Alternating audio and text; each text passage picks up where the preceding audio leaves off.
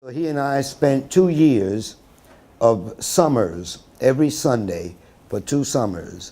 We would meet and discuss the details of my translation of his work. Even though Clemente did not speak English generally and insisted that we not speak English in order to preserve what is ours, the interesting thing is that there was one instance in which he and I both appeared, and it was a very mixed audience. Half the audience was clearly African American from the United States, and the other half was clearly Puerto Rican, of all mixtures. And instead of speaking in the usual Spanish, my man whooped out some English that made me stop and say, well, I'll be damned. This guy's got it all there. Anyway, I translated the work called Caballo de Palo, which in the poem clearly is that broomstick that a child will grab hold of and imagine to be his own horse. So I called my translation of Caballo de Palo is broomstick stallion, right? There's a lot of stuff that I want to read 9 pages, and I may not be able to, but there's a lot of little things that we need to appreciate about this particular work. One, he's a modernist poet from the standpoint of what influenced the last half of the 19th century and what was predominantly arguing with the first half of the 20th century. And he got caught inside that argument poetically. So the modernist, the naturalist, the surrealist, the free versist, all of that is in his work. But there are other elements. The Hegelian and Marxist dialectic are constantly at work. He was responding to, when he was in jail, he studied Hegel. And Caballo de Palo is one of his major responses to the Hegelian dialectic, particularly as it's described in Phenomenology of the Mind. It happens that I read that book too. And so we had things to, sword fight about. In the poem, first, he is the author of the work. But second, he is the selected narrator of the work. And third, Clemente is different people in this poem. The author, of course, the chosen narrator through whom we learn everything about the protagonist, and he is the protagonist, right? So he's all three in the same poem. Clemente, in the protagonist in the poem, that Clemente is in love. His beloved is liberation, right? Freedom. But there is the love of his beloved. And the love of his beloved is Puerto Rico. Consequently, Clemente is caught, the protagonist, is caught in a situation where in order to be true to his beloved, then he must also accept and embrace and love the beloved, the love of his beloved. It's like that. And you'll get a flavor of that. One little last item I want to share with you is that just about every stanza, not all of them, but in this 72-page poem, there are, the overwhelming majority of the stanzas begin with the phrase, lo conocí, all right? Now, there's a key line, which I hope to get to in this rendering. There's a key line in the poem, section 17, where he says, lo conocí y lo conozco. And there, the key to the entire poem.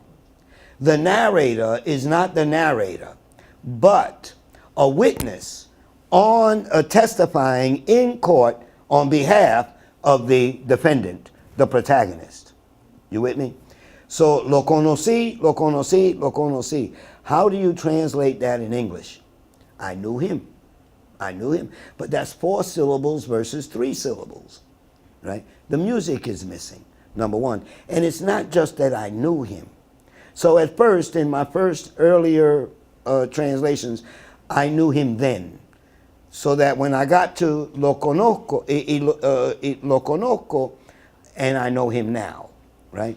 But no, that was not satisfactory because I needed to emphasize to you in English that this is a witness on the witness stand testifying at the trial that eventually sent Clemente to jail along with Pedro Alviso Campos and 7 others, 6 others. One of them, the 9th one, left Puerto Rico and went into South America while he was out on bail. But they were not arrested. Anyway, I just needed to lay that out. So what I did was I translated lo conocí to yes, I knew him. Anyway, let's find out if it works. You with me? Yes. Okay. Number 14. Yes, I knew him. Paying homage to his island, an envisioned risk, which, beneath the river, begins to test death, drowning the immortal, and the river returns with experience drenched like a dying flower, mistakes like outraged nails, squeeze blood from aboriginal calm on the edge of gunpowder and the grief of smoke, and yet just as nostalgia radiates and moans in meditation, sipping from its own waters, he too, with the heart of an Indian, still keeps gathering up the stars. 15.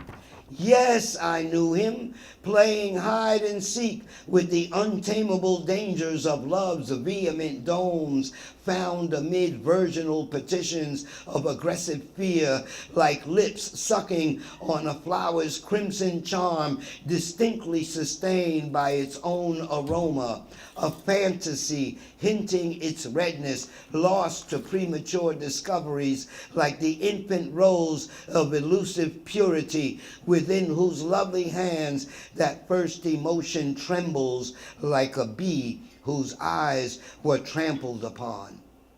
Love and fantasy, the bread of purest dreams, glistening between the lips of lovers, uniting humanity through the songs of a people. That purifying liquor of childhood joyously grown, that music distilled through the fragrant friendship of imagination, those magnetic lips of beauty abounding. Yes, I knew him, squeezing rage from his unkept beard with the frigidity of frenzied metal, with folds of glass inside his skin, with rancor howling from his rings, with resentment glaring from his jaws, like a storm licking its pantherine claws. Yes, I knew him, an oak carving out the green puberty of complacency, beautifully restless like the warmth of young timber, like the savoring fruit of possibility, like the odor of sensual touch, like the exquisite shape of rhythm sighing, like the murky leaves of clarity growing, like the color of flirtatious orchids, where resistance changes course with the imagination of crystal, stirred so as not to hide that earthly splendor of wings in perennial contention, cutting a path toward the ripening of inexperienced light. Yes, I knew him, inciting the smooth surface of hardness that inflames the birth of an angelic form, like the thought that quenches the thirst of his own incessant flame along the vertical river of his mind, where waters dying from cold can rise up from the bottom to walk on their own. Yes, I knew him, believing the moon a dreamer immune to the constant flattery of blue-toned dreams, listening to his hands, where the God of earth, a pure people, propagated by love, speaks of golden romance on that journey to the poetic heights of workers, giving shape to their own form and essence, where heaven's nocturnal virgin is an aerial statue cut from romantic stone without umbilical light, where the people in love with a universal soul come and go on journeys of interludes with stars, where science is a people flying, convinced that space through its own matter sings with the sweetest tongue of a terrestrial poet.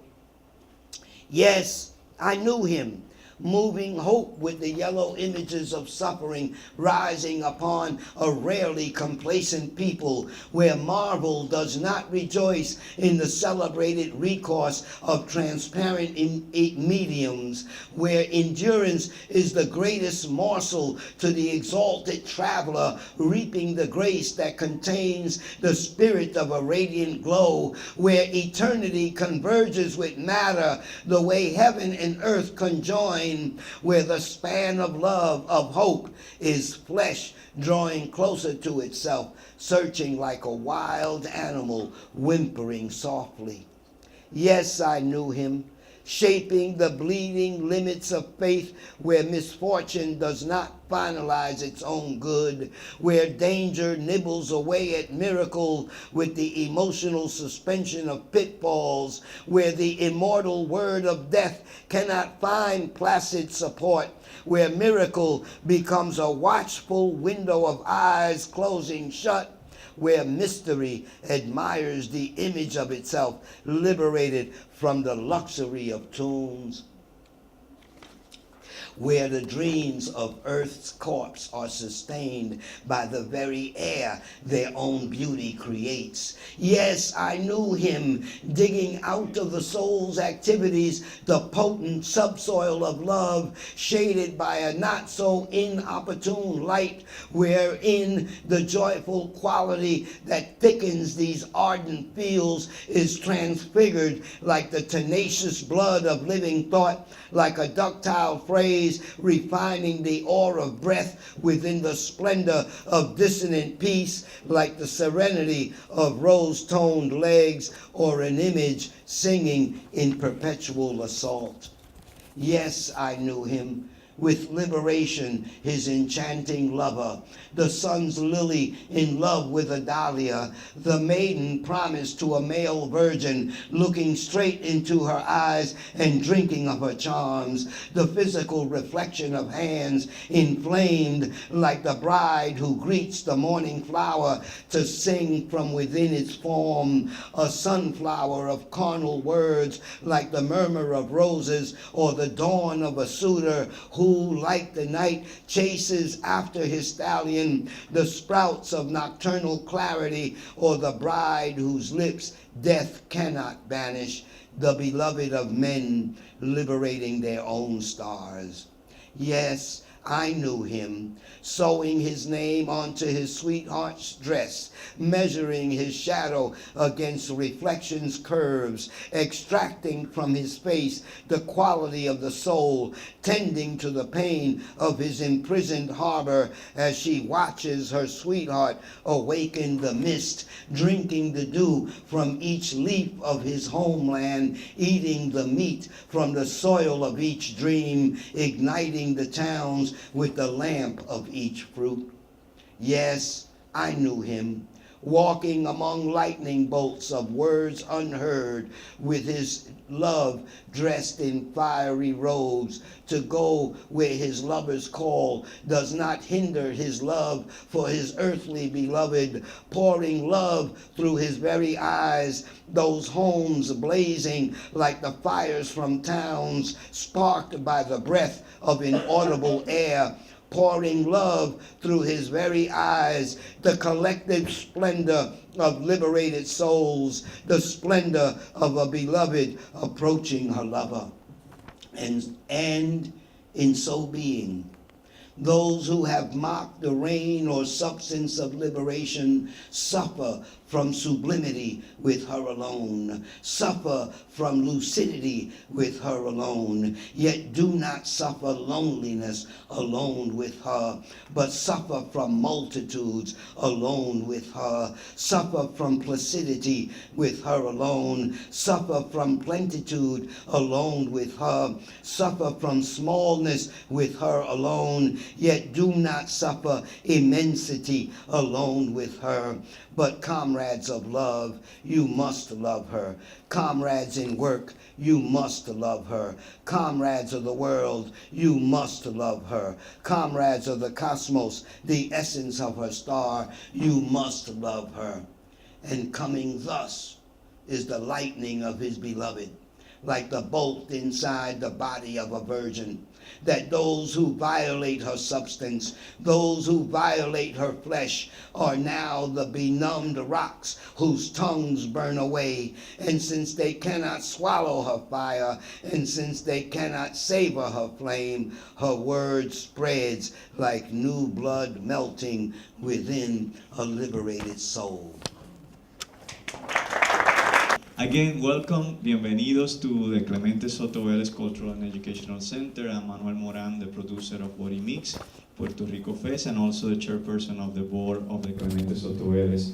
And we're very excited that you guys are here, that we're collaborating again with Centro in this special night where we're going to be screening the Clemente Soto Vélez documentary. So to introduce the documentary, I'm going to ask Dr. Banucci to come here and talk a little bit with you, and then we'll start the movie. And one more thing, I really would love for you guys to sign the mailing list so you can be, we could be in touch with you with all, not only Centro, but also Clemente Soto Vélez with all the events that are happening here at the theater, at the center, and in our festival. So. Muy buenas noches. Good evening. My name is Alberto Hernandez Banucci. I'm an associate director for Libraries and Archives at the Center for Puerto Rican Studies. Are we ready over there to show the film? Anytime? Not really. Huh? Yes. Are we? So I prefer, we'll talk a little bit after the movie then, and Yes. I'll tell a little bit about the people that were involved in the film, and then also about the Centro and the purpose of doing these kind of activities. Thank you. Sure. Thank you.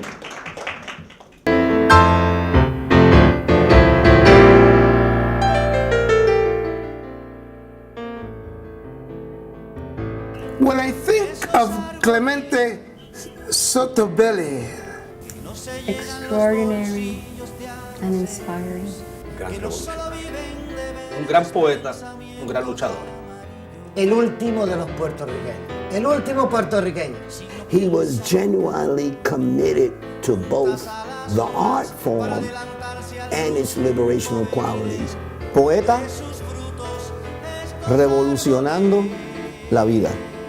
Ser poeta es estar preparado para dar fuego a la humanidad y hacer una nube en sí misma. Eso es poeta. Arrebatarle a la ignorancia todo el poder que tiene. Eso es ser poeta. Convertir las sombras en iluminación total. Eso es ser poeta. Y después quemarse a sí mismo en su propia sombra. Eso es ser poeta. Y no estar conforme con nada nunca. Eso es ser poeta. Cuando por primera vez yo fui a la escuela, era una escuela dirigida por puertorriqueños donde se levantaba la bandera norteamericana. Y yo me preguntaba qué significa esta bandera que no era la de Puerto Rico. Y ahí empieza toda mi odisea. El muchacho, el niño de 5 años que se hace preguntas y qué, por qué esto, y no, nadie me la podía contestar ni yo mismo.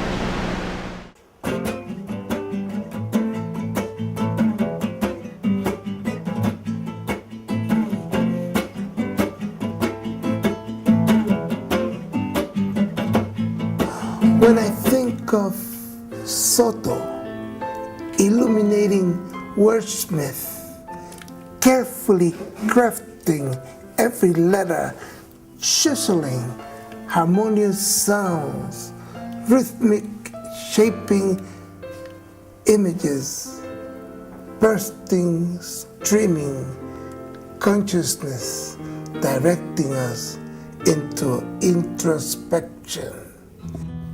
Lo conocí viviendo con una H encarcelada en la miel de sus abejas.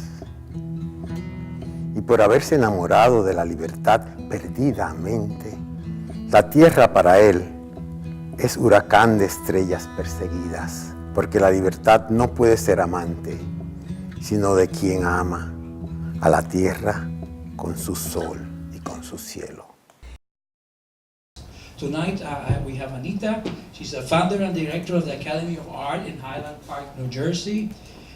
Ana hails from Puerto Rico, where you might find her in the field, illustrating the native and endangered plants of the island. Back here in New Jersey, she teaches the deep craft practice of over 20 different media. An award-winning artist and a former journalist, Ana sponsored needs-based scholarships for children from low-income and new immigrant families. She heads Art Ventures International, a field study program for visual artists traveling abroad. We also have tonight our producer and the director of the film, Professor Joel González Lager. And Joel,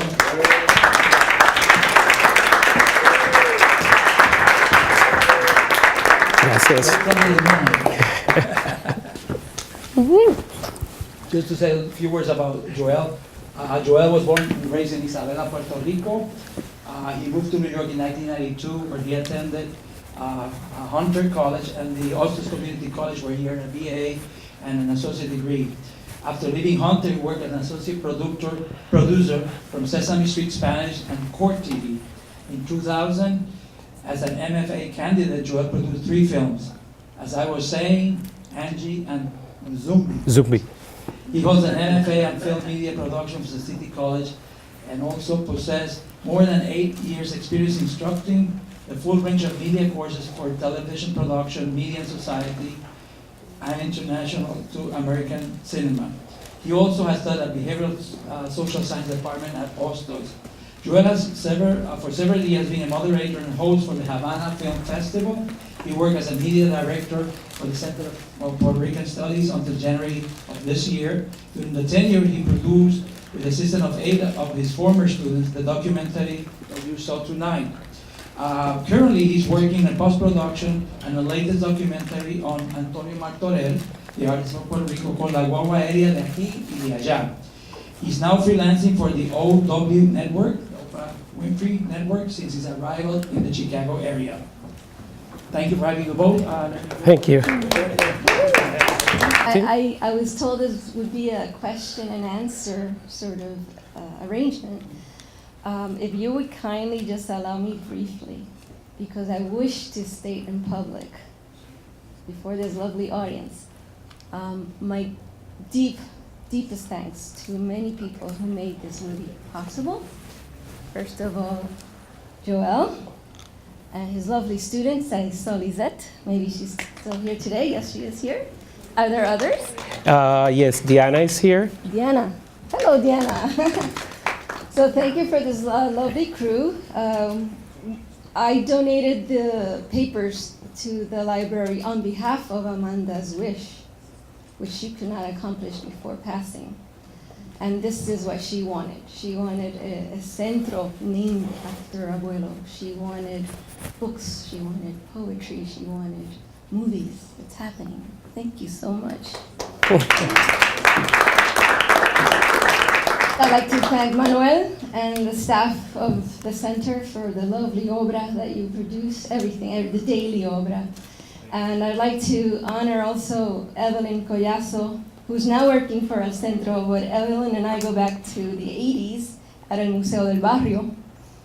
And I can tell you this lady is one genius as an organizer. I don't know why Google doesn't have her. I don't know why. Well, they will have her after today. Why Apple doesn't have her, but I will take her. I've told Evelyn that even if she's 84, sometimes we have in the works, as they unfold, I am going to find this lady because she is one heck of a thinker, an organizer, producer, a worker. And I want you to know that she's a powerhouse. And I actually have brought some flowers for her. Would you kindly hold this mic for me? I will. Thank you. Evelyn, I love you. And we all love you. And you work very hard behind the scenes. Often thankless jobs, although many people love you, and we know that. So I wish to present these to you as a token.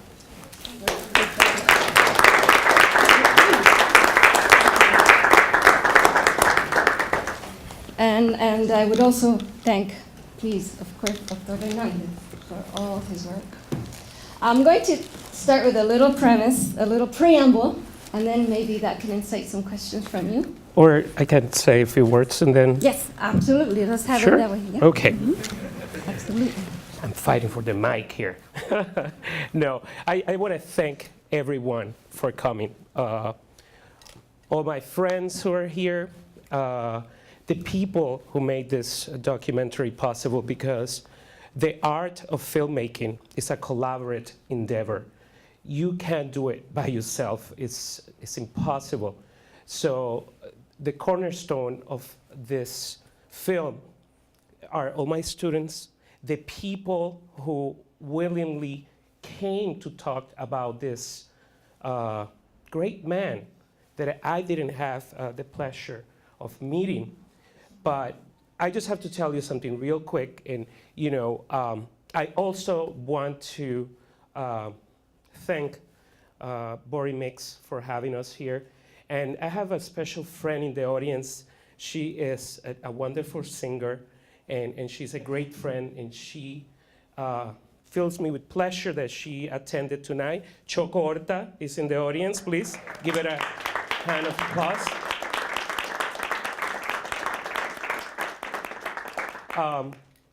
Yeah, I'm going to tell you this really, really quick. And then I want questions from you guys. I discovered Clemente by coincidence. I was going to turn so many years, I won't tell the years, and I was looking for a space to have my party, my birthday party. And then I lived right here. I moved since then to Evanston, Illinois, but I lived right here in Seward Park.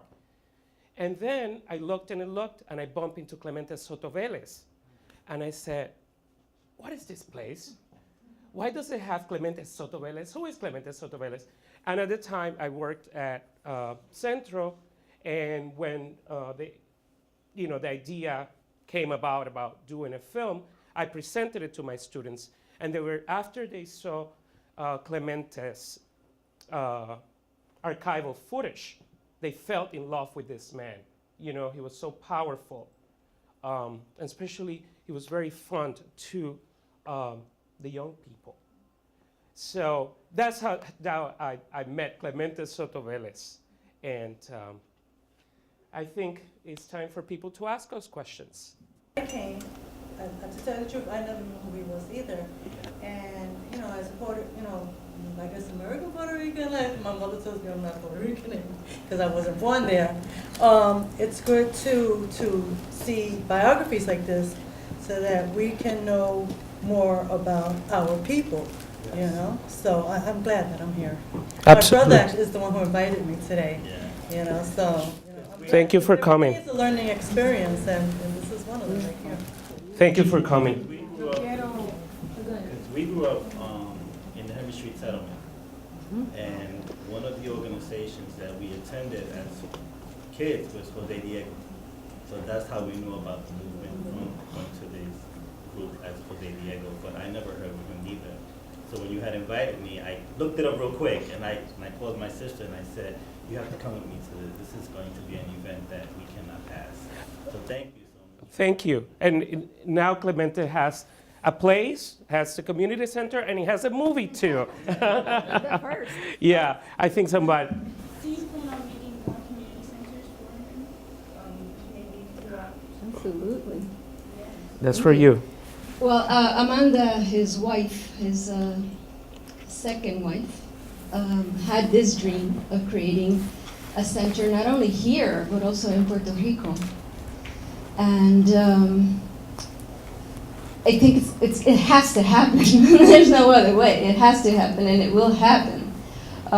This is the first beginning of what I think will be a very great renaissance, because the obscurity, as I mentioned when I was interviewed by Joel and his crew, the obscurity that you have described today has to end.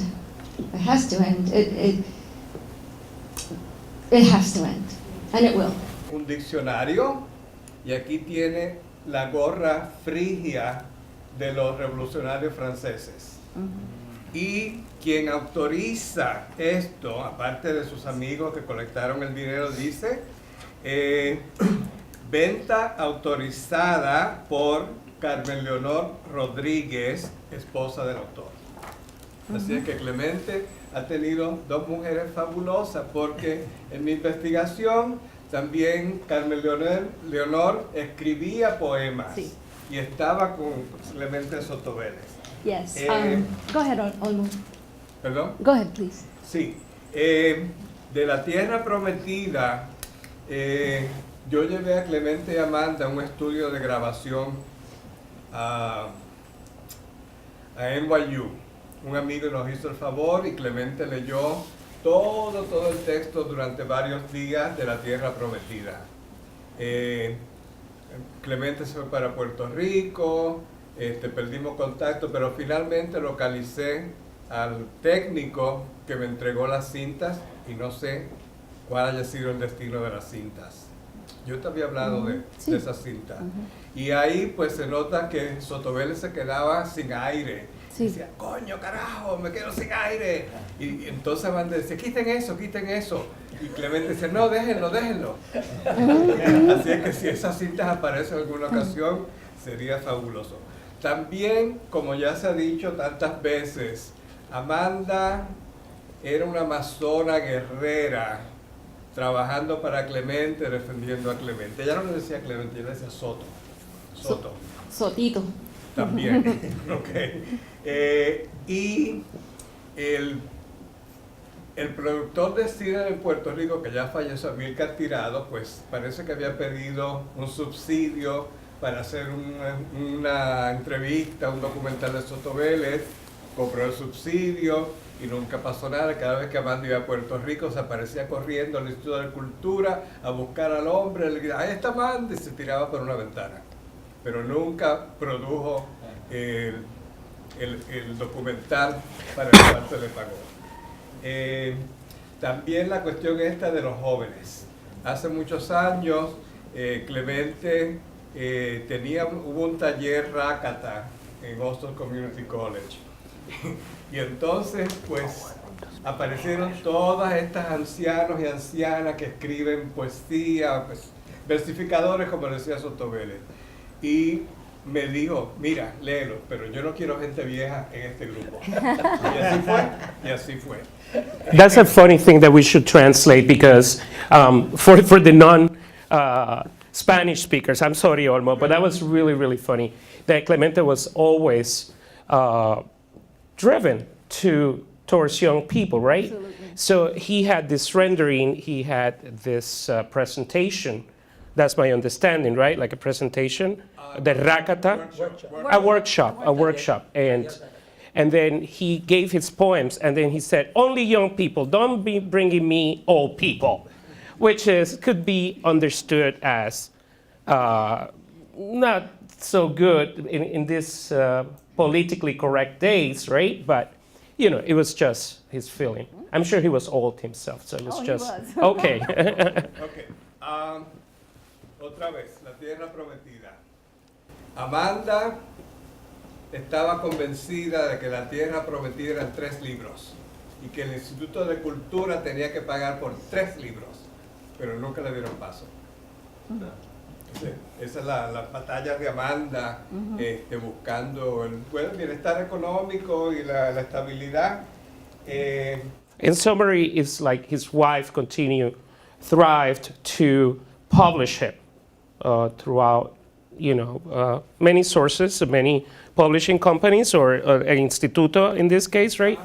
And they didn't get the things done for whatever reason. Okay. Do we? Yeah. Yes, hi. Hi. The film mentions that he would go to Viejo San Juan to evoke the spirits. Yes. And I was just wondering, how did he understand the role of religion with respect to the struggle for independence in Puerto Rico? Well, he was organized, I mean, he was against organized, what he deemed to be medieval Roman Catholicism, a backwards presence in the community. So he was against the organized church.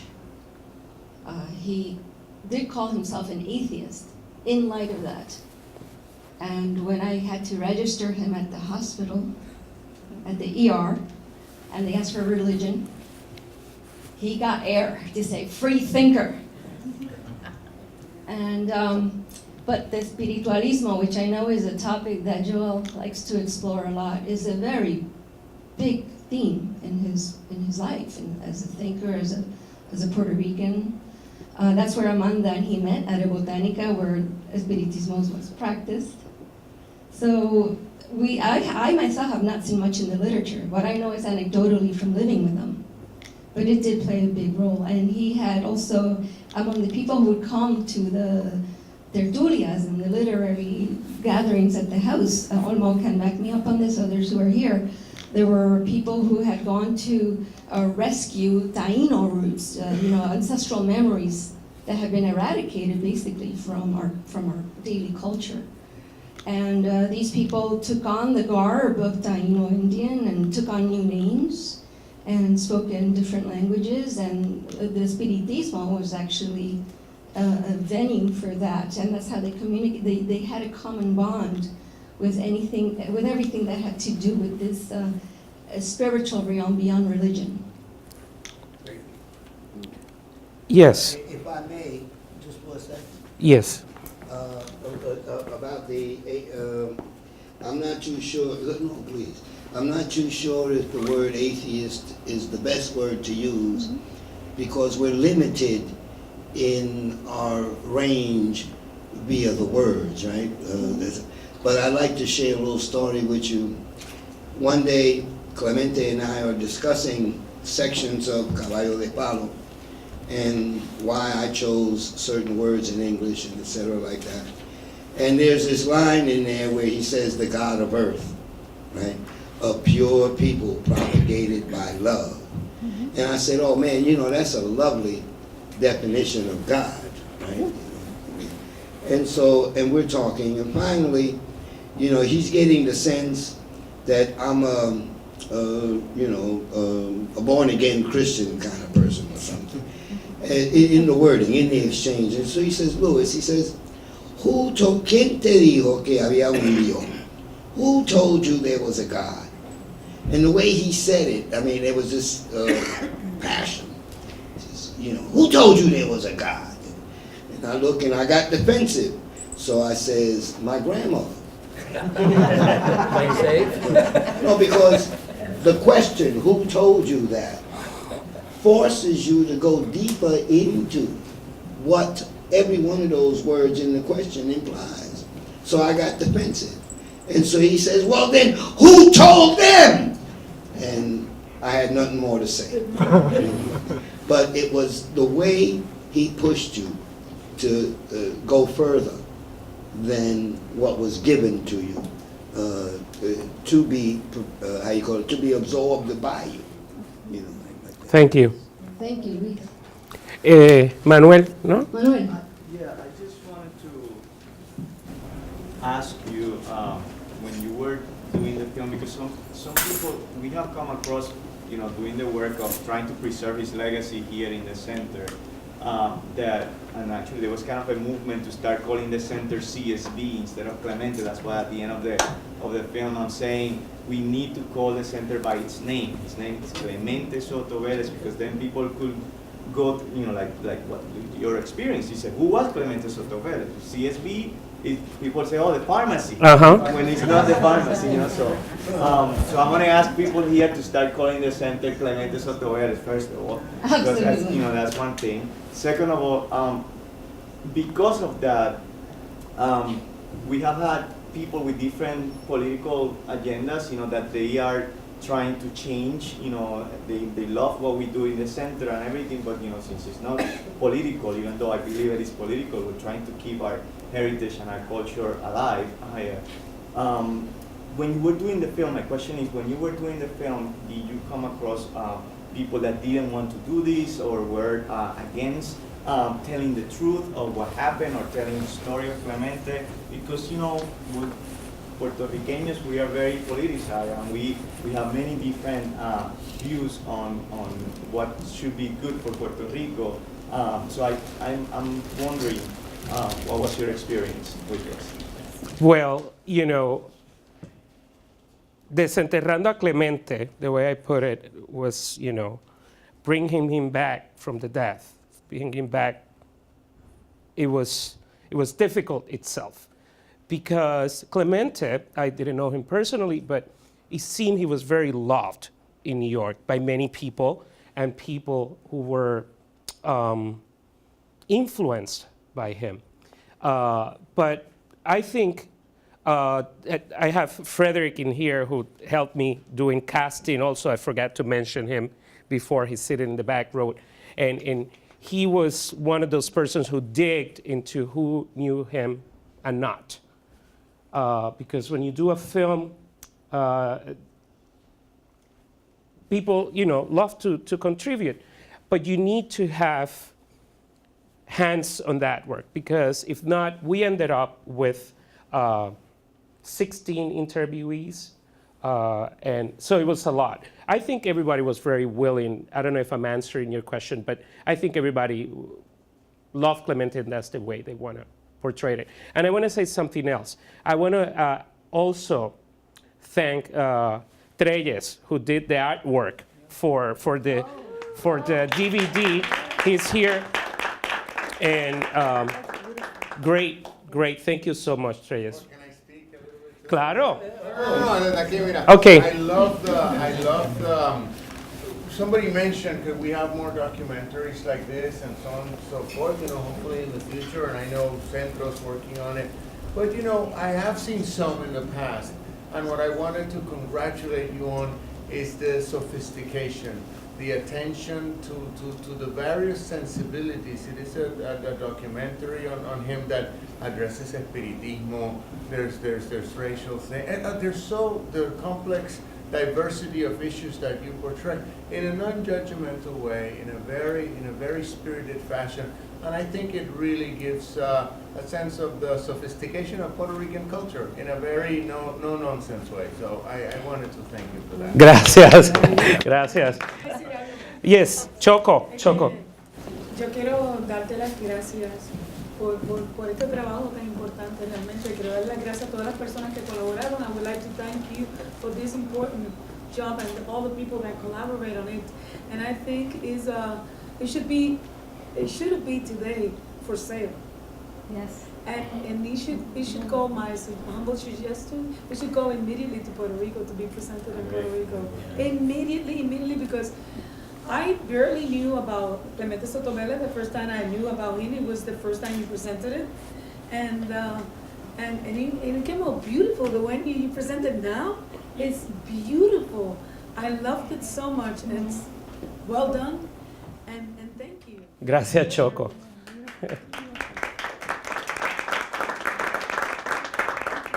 Yes, when I first encountered Clemente, of course, he had all these radical political, ideas. So when, I met with some friends and I told them about it, and I said, well, it's all about the nationalist movement and also communism and socialism and all that. And they said, oh, they're going to stigmatize you as one of those radicals. And I said, I had so many labels beginning with being gay that, another label as being a radical or something else doesn't really matter. And, and I am humbly saying that I'm very proud of what I present you tonight. I have documented Clemente Soto Vélez developments politically, Since the beginning, I spent several summers on my own at the Universidad de Puerto Rico, going through every newspaper from 1917 until 1937 when he went to prison with the other nationalistas. And I made a selection that gives a panoramic view of some of his poetry, some of his topics. But the first one, I'm not going to read them all. I have two favorite ones here. But as it was mentioned before, he was a founder, one of the founders of this movement called Atalaya de los Dioses. And a very important poem relating to Atalaya de los Dioses was printed in 1929. Oh, by the way, all of these guys with Atalaya, they used to have pseudonyms. Clemente was Archipápano de Cintar,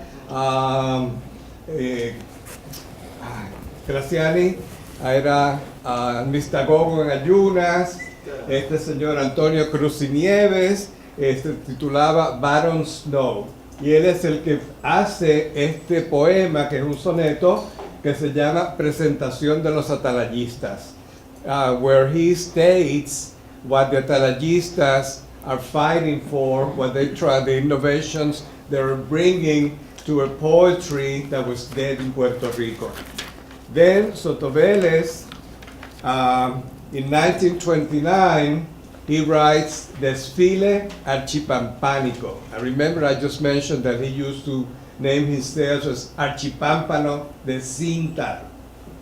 Then, in 1930, he comes with La Lengua Archipampánica, this new vocabulary or way of putting words together that he has developed and is developing.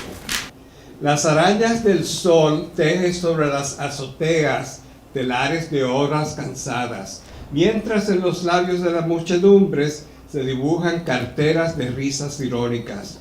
La musa anda descalza por las calles, por las calles ojerosas en la hora inquietudinaria. La intendencia, árbol erudito de antigüedad, se limpia el sudor con el abanico de las estrellas. El reloj municipal es un patíbulo, en donde se ahorca el trajín cotidiano vestido de esperanza, mas el reloj patibulario tiene una grandiosa sindéresis de todo. Clemente had a very complex, sophisticated language. So even for us, it was difficult to translate. We needed, it was truly a challenge.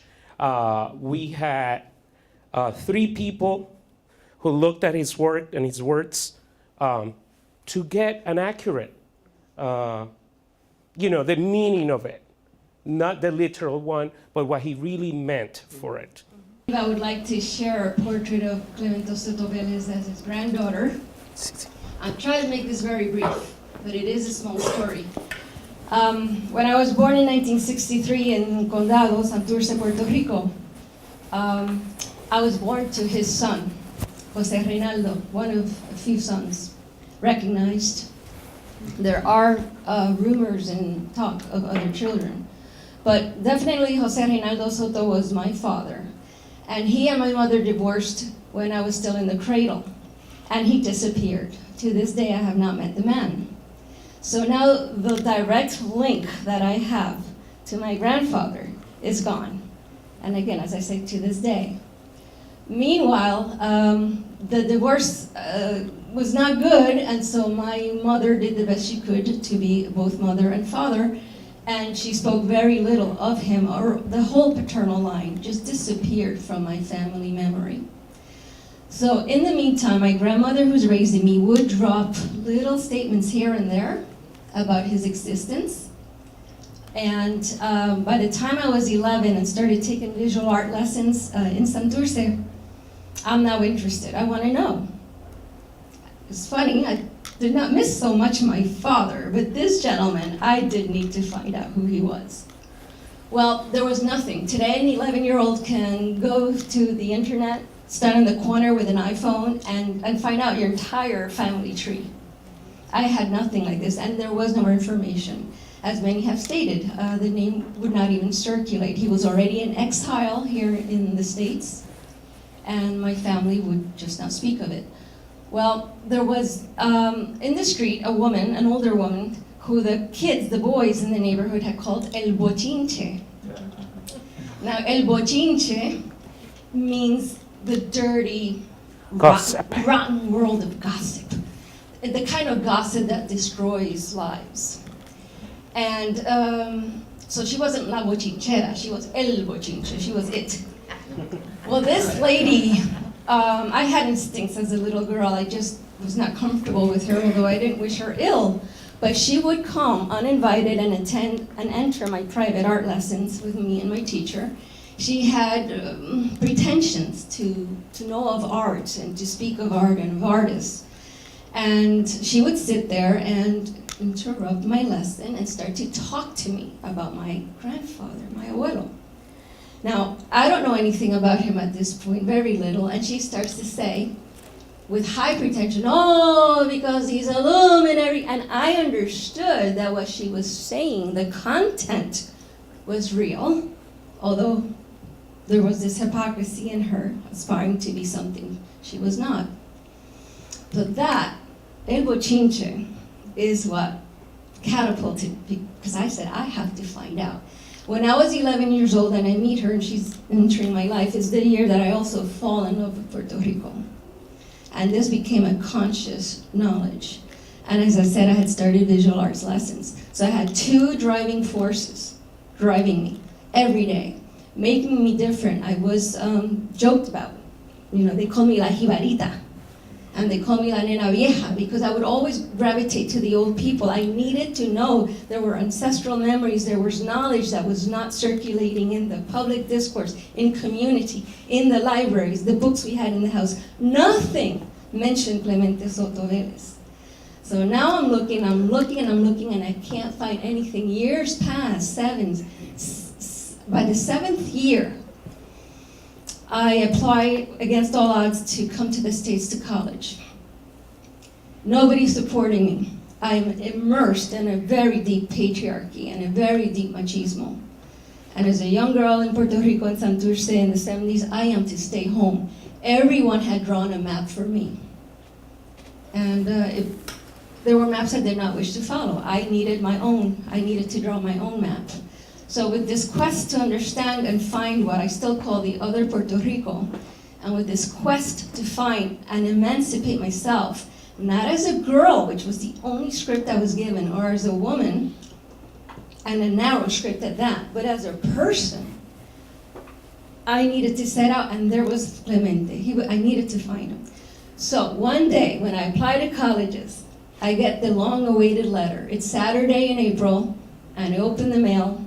There's a letter, and it says, congratulations, Anna, welcome to the Princeton class of 1985. I was floored, I was staggered with what this would mean. I knew I was leaving so that I could see Puerto Rico from the outside in, and from the bottom up, and from inside, everything. I needed all the angles.